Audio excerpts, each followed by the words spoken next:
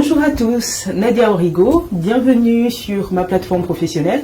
Je suis ravie de vous retrouver encore aujourd'hui pour partager avec vous ce nouveau projet, ce nouveau bébé sur lequel je travaille et qui est sur le point d'arriver. Donc le livre Entreprendre, c'est faire la guerre. J'ai commencé à vous entretenir dessus, je vous ai dit quels étaient les préalables, j'ai posé plus ou moins les bases de la réflexion qui a été menée autour de ce livre-là.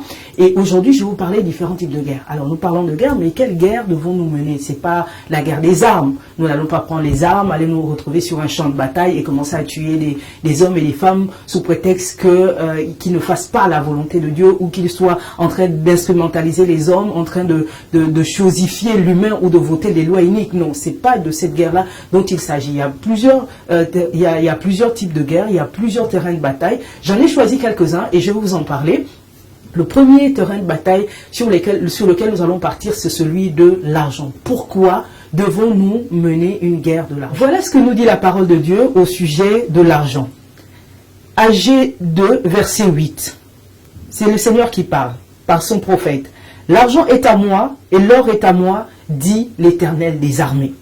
Aujourd'hui, nous savons que l'argent, c'est le nerf de la guerre.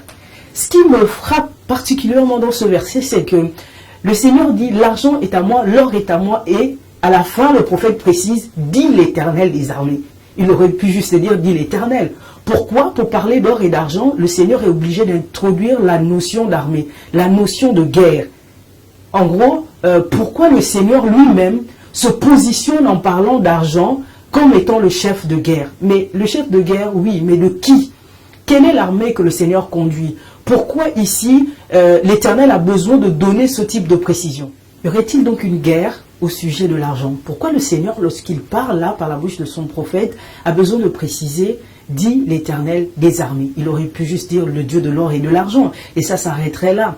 J'ai entrepris de repartir à la genèse en fait de cette histoire. Comment est-ce que cette déclaration-là arrive? Lisons dans le livre toujours de Agé, mais cette fois-ci au chapitre 1 et au verset 4. Le Seigneur dit, « Est-ce le temps pour vous d'habiter vos demeures lambrisées quand cette maison est détruite ?» Donc le Seigneur parle ici à son peuple qui est préoccupé par autre chose, qui est préoccupé par leur bonheur, qui est préoccupé par leur confort, qui est préoccupé par leur propre bien, et qui a complètement abandonné la maison du Seigneur, la maison de l'Éternel, qui là, elle est en train d'être détruite. Pendant que leurs maisons sont bien construites, ils parlent bien de maisons lambrisées, pendant qu'ils prennent soin de leur bien-être personnel, la maison de l'Éternel, les choses de Dieu sont complètement négligées. Et en Agé 2, verset 5, il nous dit, « Je reste fidèle à l'alliance que j'ai faite avec vous quand vous sortîmes d'Égypte, et mon esprit est au milieu de vous. Ne craignez pas, car ainsi parle l'Éternel des armées. Encore un peu de temps, et j'ébranlerai les cieux et la terre, la mer et le sec. J'ébranlerai toutes les nations.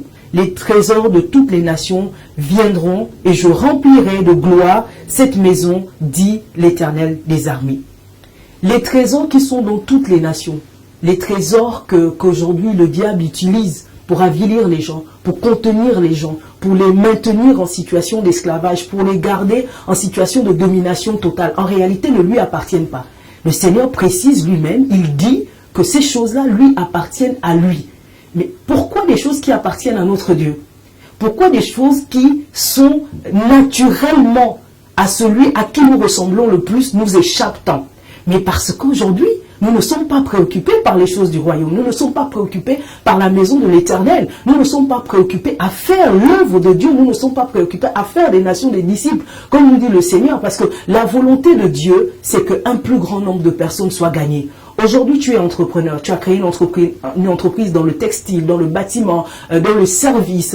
Est-ce que ton entreprise est un instrument pour la gloire de Dieu? Pendant que tu te préoccupes, toi, entrepreneur chrétien, à faire un excellent chiffre d'affaires, et c'est une bonne chose que les entrepreneurs fassent d'excellents chiffres d'affaires, qu'ils aient de l'argent à plus savoir quoi en faire, entre guillemets. C'est une bonne chose, mais une fois qu'on a fait tout ça, une fois qu'on a conquis le territoire de l'argent, une fois qu'on a mené la guerre de l'argent, une fois qu'on s'est déployé dans son entreprise et qu'on a réussi à générer un chiffre d'affaires conséquent, qu'est-ce qu'on fait de cet argent? Est-ce pour construire sa belle maison lambrisée? Est-ce pour se préoccuper de son bien-être? Ou alors c'est pour le mettre au capital de Dieu? Pour mener la guerre et avoir la certitude, je veux dire, parce que quand on lit bien entre ce que le Seigneur dit en AG 1 et ce qu'il dit là en AG 2 avant d'arriver justement à la déclaration qu'il fait en AG 2:8, ce que nous voyons c'est qu'il y a une situation de cause à effet. Pour que le Seigneur ébranle les nations, pour que l'argent qui est dans les nations revienne, il faut que ceux à qui il va donner cet argent se préoccupe d'abord de sa maison. Oui, nous devons mener une guerre. Oui, nous devons mener la guerre de l'argent. Parce que l'argent est tout sauf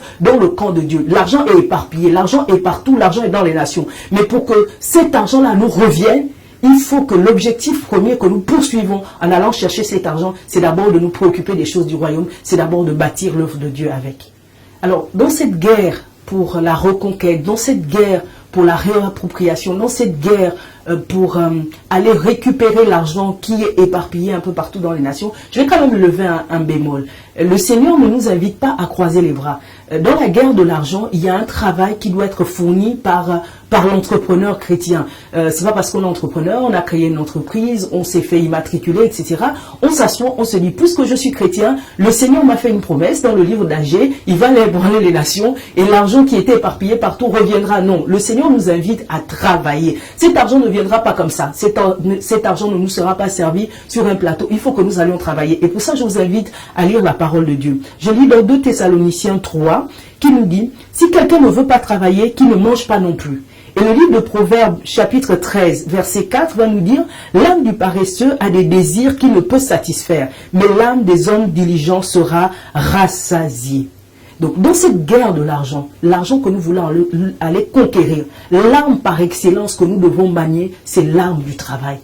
Celui qui ne travaille pas ne mange pas. En gros, celui qui ne travaille pas ne gagne pas d'argent. Il faut que les chrétiens arrêtent de penser qu'il y a des domaines d'activité qui doivent leur échapper, qu'il y a des environnements dans lesquels ils ne peuvent surtout pas rentrer parce qu'ils sont chrétiens. Je ne suis pas en train de dire aux gens d'aller faire tout et n'importe quoi sous prétexte que Dieu leur a donné la terre en domination et qu'ils devraient la reconquérir. Non, ce que je suis en train de dire, c'est que aujourd'hui, nous avons des infinies possibilités de gagner cette guerre de l'argent. Mais nous ne la gagnerons pas n'importe comment. Je me répète, nous ne la gagnerons pas en croisant les bras, nous la gagnerons qu'en allant travailler, qu'en mettant la main à la pâte, qu'en étant habile à l'ouvrage. Si nous sommes paresseux, l'argent ne viendra pas à nous. Parce que c'est ce que Dieu va venir bénir ici, ce que Dieu va venir faire pour que nous puissions en fait accéder à ces choses, c'est notre force de travail que le Seigneur va bénir. Si nous ne travaillons pas, Dieu ne peut pas faire, ne fera pas ce miracle-là.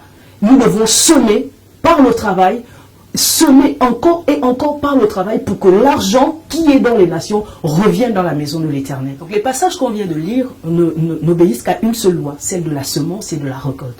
Nous sémons par le travail, nous prions, nous mettons toutes choses entre les mains de Dieu et assurément les trésors qui sont dans les nations reviendront à nous. Bien sûr, c'est d'abord une guerre spirituelle, je l'ai dit en préambule. Nous pouvons travailler si nous ne prions pas en amont pour que toutes les stratégies qui doivent nous être révélées par Dieu lui-même dans le domaine dans lequel il nous a inscrits, nous risquons de perdre du temps et de passer parfois à côté des choses. Attention, dans cette guerre pour l'argent, l'entrepreneur chrétien, qui est d'abord chrétien, j'insiste là-dessus, ne doit pas tout faire pour l'argent. Il y a des trésors de guerre que le Seigneur ne nous permettra pas de gagner. J'en parle longuement dans le livre parce que quand on va en guerre, ma foi, il y a des choses qu'on trouve sur le terrain de bataille quand on a conquis notre ennemi qu'on pourrait récupérer. Mais toutes les choses que nous allons trouver sur le terrain de bataille, toutes les choses qui sont à l'ennemi, que nous allons battre, à la guerre que nous allons mener, à cette guerre de l'argent, ne doivent pas nous revenir. Et il faut faire vraiment, vraiment, vraiment attention avec ça.